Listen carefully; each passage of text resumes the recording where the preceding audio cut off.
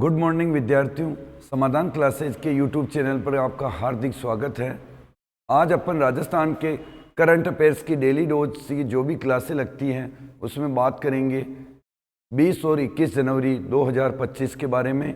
उसमें आपको सामने देखने को मिलेगा हाल ही में राजस्थान की जो भी नई योजनाएं, जैसा कि स्वामित्व योजना के बारे में राजस्थान के संदर्भ में प्रश्न, उसके अलावा खो खो वर्ल्ड कप में राजस्थान का प्रतिनिधित्व किस खिलाड़ी ने किया था, अपन चैंपियन हुए। उसके अलावा पंचायत राज की जो उप समितियाँ बनी, इनके पुनर्गठन के लिए उसी तरीके से स्थानीय निकायों की जो भी पुनर्गठन के संयोजक बने समिति के, उसके बारे में देखेंगे। तो चलिए शुरुआत करते हैं आज अपन। उससे पहले आपके लिए जो मैंने कल का प्रश्न लिया था उसके बारे में देख लेते हैं अपन। मैंने आपको पूछा था राजस्थान राज्य के महाधिवक्ता एडवोकेट जनरल कौन है। ए ऑप्शन है कलराज मिश्र, बी है गंगाराम मूलचंदानी, सी है जोगाराम पटेल और डी है राजेंद्र प्रसाद। तो राइट आंसर होगा डी। वर्तमान में राजेंद्र प्रसाद गुप्ता हमारे एडवोकेट जनरल राज्य के महाधिवक्ता हैं। इनकी नियुक्ति और ये गंगाराम मूलचंदानी मानवाधिकार आयोग राज्य के अध्यक्ष, इन सब के बारे में आपको चर्चा कर ली थी अपन ने। तो चलिए आज की शुरुआत करते हैं अपने पहले प्रश्न के साथ। प्रदेश का पहला संस्थान सेंटर ऑफ एक्सीलेंस जहां Gandhi Institute of Governance and social science की स्थापना की जाएगी। बहुत अच्छा प्रश्न है। पहले ही प्रश्न आपके सामने बहुत महत्वपूर्ण प्रश्न। एक संस्थान है जिसमें Gandhi Institute of Governance and social science की स्थापना की जाएगी। ये किस शहर में स्थापित होने जा रहा है राजस्थान के प्रदेश में, देखते हैं अपन। ए ऑप्शन है जोधपुर में, बी ऑप्शन है जयपुर में, सी ऑप्शन है बीकानेर में, डी ऑप्शन है अजमेर में। तो ये स्थापित होने जा रहा है जयपुर में। राइट आंसर होगा बी, जयपुर। जयपुर में ये संस्थान आपको देखने को मिलेगा। इस संस्थान की और महत्वपूर्ण विशेषताएं हैं। इस संस्थान पे एक ही जगह पे आपको बहुत सारी चीजें देखने को मिलेगी। तो आइए इसके बारे में अपन देख लेते हैं। ये रहा आपके सामने Mahatma Gandhi Institute of Governance and Social Sciences, प्रदेश का पहला संस्थान जो हेरिटेज लुक में तैयार हुआ है, सेंटर ऑफ एक्सीलेंस। इसमें गांधी दर्शन की पढ़ाई होगी। आपको गांधी जी का व्यक्तित्व, गांधी जी के विचार, गांधी जी की जो भी उनकी विशेषताएं थी, उनके आपको एक ही कैंपस में देखने को मिलेगी। और साथ साथ यहाँ पर कई विषयों की पढ़ाई होगी, जैसे टाटा इंस्टीट्यूट की तर्ज पर इसे बनाया जाएगा। सेंटर ऑफ एक्सीलेंस भवन में वाईफाई और 3 छात्रावास की सुविधाएं भी होगी और काफ़ी बड़ा होने वाला है ये संस्थान। तो ये आने वाले एग्जामों के लिए बहुत अच्छा प्रश्न हो सकता है, याद रखिएगा। अगले प्रश्न की ओर बढ़ते हैं अपन। राज्य में शहरी निकायों की पुनर्गठन के लिए गठित समिति का संयोजक किसे बनाया है। वेरी इंपॉर्टेंट प्रश्न ये आपके लिए आने वाले किसी न किसी एग्जाम में आपको पेपर में दिख जाएगा। ये जिस प्रकार अपने यहाँ इंग्लिश मीडियम स्कूलों के पुनर्गठन के लिए समिति बनाई गई थी, जिस प्रकार अपने यहाँ ग्राम पंचायतों के पुनर्गठन के लिए समिति बनाई गई थी, तो उसको जोड़ते हुए एक समिति और आपके सामने बन गई है, शहरी निकायों के पुनर्गठन। और उस समिति के संयोजक कौन हैं, एक बार ऑप्शनों की ओर चलते हैं। अपना पहला ऑप्शन है मदन दिलावर, दूसरा ऑप्शन है प्रेमचंद बेरवा, तीसरा है जाबर सिंह खर्रा, चौथा है वासुदेव देवनानी। तो इस प्रश्न का राइट आंसर होगा सी। शहरी निकायों की जो समिति बनाई है उसके संयोजक होने वाले हैं जाबर सिंह खर्रा, जो कि वर्तमान में नगर विकास निगम, नगर विकास या नगरीय मंत्री कह दो, मंत्री है अपने कैबिनेट में। उसके अलावा आपको याद हो तो मदन जी दिलावर को ग्राम पंचायतों के पुनर्गठन के लिए संयोजक बनाया था, ये भी आपको ध्यान में रखना है। प्रेमचंद बेरवा को इंग्लिश मीडियम स्कूलों के लिए संयोजक बनाया था। इंग्लिश मीडियम संयोजक की समिति, इंग्लिश मीडियम विद्यालय की समीक्षा करने की जो समिति बनी थी उसके ये संयोजक बने थे। वासुदेव देवनानी वर्तमान में राजस्थान की 16वीं विधानसभा के अध्यक्ष हैं। तो ये सभी ऑप्शन आपके लिए महत्वपूर्ण हो जाते हैं। इस प्रश्न का अपना आंसर होगा जाबर सिंह खर्रा। अगले प्रश्न, इससे पहले इनके बारे में और भी देख लेते हैं अपन कि भाई इस समिति में कितने सदस्य होने वाले हैं। इस समिति में 4 मंत्रियों को सदस्य बनाया है, जिनमें संयोजक आपके सामने नगरीय विकास मंत्री जाबर सिंह खर्रा। अन्य सदस्यों की बात करें अपन तो अन्य सदस्य है, पहला सदस्य है सुरेश सिंह रावत, जो कि जल संसाधन मंत्री है वर्तमान में राजस्थान सरकार में। उसके अलावा संजय शर्मा, जो कि वन एवं पर्यावरण मंत्री है राजस्थान के। उसके अलावा गौतम कुमार सहकारिता मंत्री है। तो 3 सदस्य, 1 संयोजक। बहुत अच्छा प्रश्न बन सकता है, यहां से याद रखिएगा। अगले प्रश्न की ओर बढ़ते हैं अपन। प्रदेश के किस शहर में वात्सल्य ट्रेनिंग सेंटर शुरू किया जाएगा? आपको नाम से ही ध्यान में आ गया होगा, वात्सल्य तो माँ की ममता, माँ का प्रेम, इस टाइप का ही कोई सेंटर ओपन होने जा रहा है राजस्थान में। तो ये किस शहर में होने जा रही है इसकी शुरुआत वात्सल्य ट्रेनिंग सेंटर की? पहला ऑप्शन है जयपुर में, दूसरा है जोधपुर में, तीसरा है सीकर में, चौथा है कोटा में। तो इस वात्सल्य ट्रेनिंग सेंटर की राजस्थान में शुरुआत होने जा रही है कोटा में। राइट आंसर होगा आपका डी। आपको ध्यान में हो तो कोटा, अपना कोटा शहर कोचिंगों का हब है, पूरे भारत विदेश सब में ख्याति प्राप्त है। तो यहाँ जो भी बच्चे हैं उनकी माँओं को गाइड किया जाएगा। ये आजकल बच्चे पढ़ाई से जो भी डिप्रेशन चल रहा है, आत्महत्याएं बढ़ रही है, तो इनको कैसे हैंडल किया जाता है? एक माँ को गाइड बना के दोस्त के रूप में उस माँ का साइकोलॉजिकल विकास, उनको ट्रेनिंग दी जाएगी ताकि वो बच्चों से अच्छे से वार्तालाप कर सके, उनकी जो भी समस्याएं हैं उनको समझ सके। तो इसके लिए ये सेंटर खोला जाएगा। और भी क्या सुविधाएं होने वाली है इस सेंटर में, आइए अपन महत्वपूर्ण तथ्यों की ओर बढ़ते हैं। ये रहा मंडे पॉजिटिव। कोटा कोचिंग का नया केयरिंग मॉडल, 1130 माओं को दी एकेडमिक और साइकोलॉजिकल ट्रेनिंग। देश की माओं को मजबूत बनाने के लिए कोटा में वात्सल्य ट्रेनिंग शुरू होने जा रहा है। 3 फेज में माँ को ट्रेनिंग दी जाएगी। माँ को माँ के रूप में, दोस्त के रूप में गाइड करना इस ट्रेनिंग सेंटर का मुख्य उद्देश्य है, ताकि अपने होनहारों को आने वाले फ्यूचर के लिए ये अच्छे से तैयार कर सके। तो बहुत अच्छी शुरुआत है। अगले प्रश्न की ओर बढ़ते हैं अपन। 85वें अखिल भारतीय पीठासीन अधिकारी सम्मेलन, जो कि बिहार की राजधानी पटना में आयोजित होगा, इसमें राजस्थान का प्रतिनिधित्व कौन करेंगे? ये भी बहुत अच्छा प्रश्न है, ये भी आपके एग्जाम के लिए उपयोगी प्रश्न है।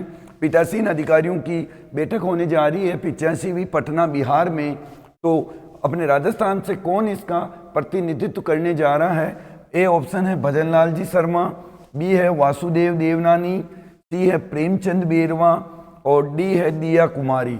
तो पीठासीन अधिकारियों की वैसे भी जनरली बात है, विधानसभा अध्यक्ष होता है उस राज्य का, वही अक्सर इनका इसमें हिस्सा लेता है। तो राइट आंसर होगा बी वासुदेव देवनानी, जो कि इस पीठासीन अधिकारियों की सम्मेलन का में राजस्थान का नेतृत्व करेंगे। भाई भजन लाल जी शर्मा अपने वर्तमान में सीएम हैं और ये दोनों ही आपके सामने उप मुख्यमंत्री हैं। तो आंसर राइट वासुदेव देवनानी। अगले प्रश्न की ओर बढ़ते हैं अपन। पश्चिमी राजस्थान में उद्योग हस्तशिल्प उत्सव 2025 का आयोजन कहाँ किया जा रहा है? इस टाइप के प्रश्न भी कभी कभी एग्जामों में पूछ लिए जाते हैं। इनका कोई ज़्यादा महत्व नहीं होते हुए भी डायरेक्टली आपको पूछ लेते हैं, तो इनमें कोई ज़्यादा फैक्ट नहीं होता है। सिर्फ ये सम्मेलन कहाँ हो रहा है या उत्सव कहाँ हो रहा है इसके बारे में पूछ लेते हैं, हमें शहर का ध्यान में रखना है। तो ये राजस्थान उद्योग हस्तशिल्प पश्चिमी उत्सव 2025 का आयोजन, ए ऑप्शन है जैसलमेर में हो रहा है, बी बीकानेर, सी जोधपुर, डी हनुमानगढ़। तो इसका राइट आंसर है सी, ये उत्सव जोधपुर में आयोजित होने जा रहा है। अगले प्रश्न की ओर बढ़ते हैं अपन। आपके सामने अगला प्रश्न है, भारतीय महिला व पुरुष हॉकी नहीं या खो खो है? भारतीय महिला व पुरुष खो खो। खो खो टीम ने नेपाल को हराकर पहला खो खो वर्ल्ड कप विश्व कप जीत लिया है। इसमें राजस्थान की एकमात्र खिलाड़ी कौन है? वेरी वेरी इंपॉर्टेंट प्रश्न। ये प्रश्न आपको कम से कम 5 एग्जामों में तो देखने को मिलेगा इस वर्ष। ये मेरा गारंटी है आपके सामने, कम से कम 5 एग्जामों के लिए वेरी इंपॉर्टेंट प्रश्न हो गया अपने लिए।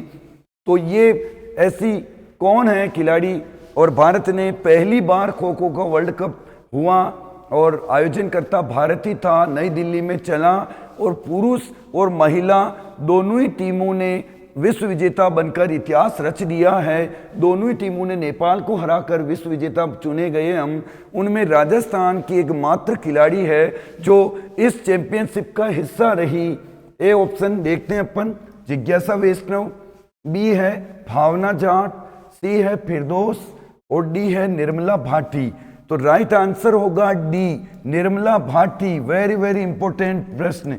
आपको यदि इनके जिले का संबंध पूछे तो नागौर से रहने वाली, नागौर निवासी निर्मला भाटी, जिन्होंने खो खो वर्ल्ड कप में राजस्थान का प्रतिनिधित्व करते हुए इतिहास बना लिया है। जिज्ञासा वैष्णव को शतरंज जो विद्यालय स्तर पर राजस्थान का प्रतिनिधित्व करने का मौका मिला है। भावना जाट पैदल चाल है, पैदल धावक है, काफ़ी चर्चा में रहती है ये भी। फिरदौस कायम खानी सावपरा भिलवाड़ा की निवासी है जो कि तैराकी के लिए सुप्रसिद्ध है। आपको अच्छे से मालूम है इनके सबके बारे में। ये अपन बन गए चैंपियन। महिला व पुरुष दोनों ने नेपाल को हराकर खो खो में वर्ल्ड चैंपियन का खिताब अपने नाम किया है। तो बहुत अच्छी बात है। अगले प्रश्न की ओर बढ़ते हैं अपन। आज का अपना अगला प्रश्न है स्वामित्व योजना। वेरी इंपॉर्टेंट प्रश्न। स्वामित्व योजना की शुरुआत कब हुई? काफ़ी चर्चा में है स्वामित्व योजना। भी हाल ही में स्वामित्व योजना बहुत चर्चित योजना रही है। सेंट्रल गवर्नमेंट की योजना है, प्रधानमंत्री नरेंद्र मोदी जी की योजना है, पर पूरे भारत में चर्चा में है। किस लिए है, क्यों है, इसकी शुरुआत कब हुई, इसके सभी के बारे में अपन देखते हैं। तो इस योजना की डेट पूछी है, पहले इसके बारे में जान लेते हैं।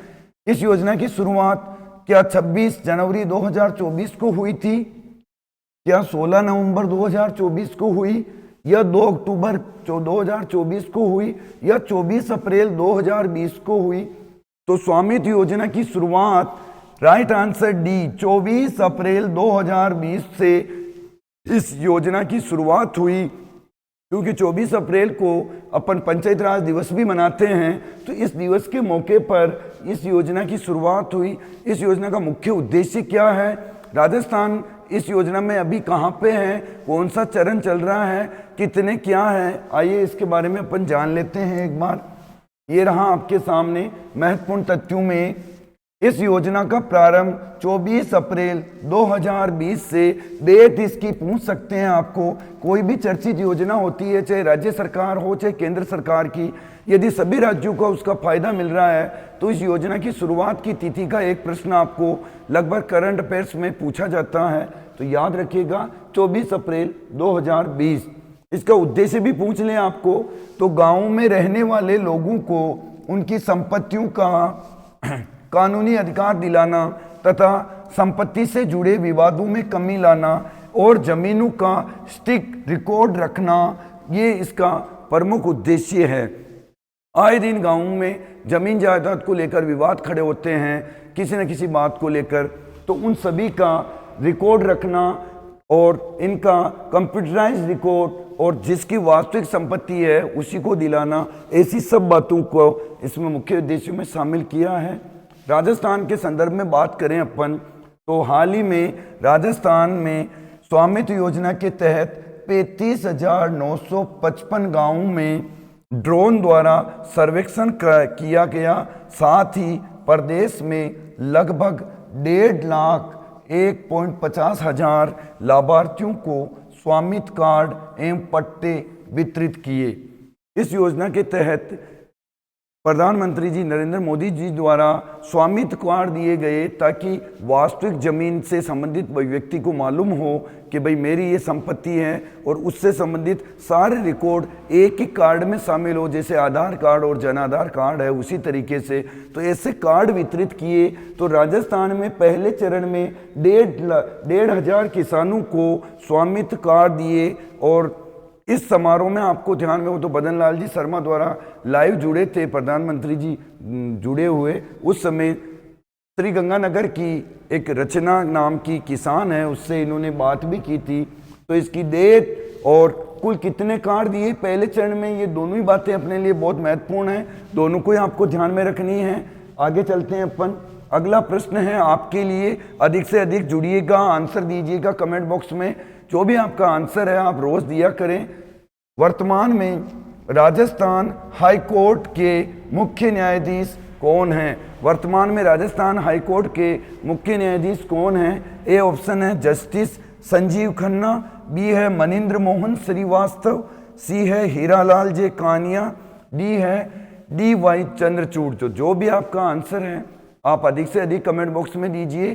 क्लासें कैसे लग रही है जरूर बताइएगा। आज के लिए इतना ही, धन्यवाद।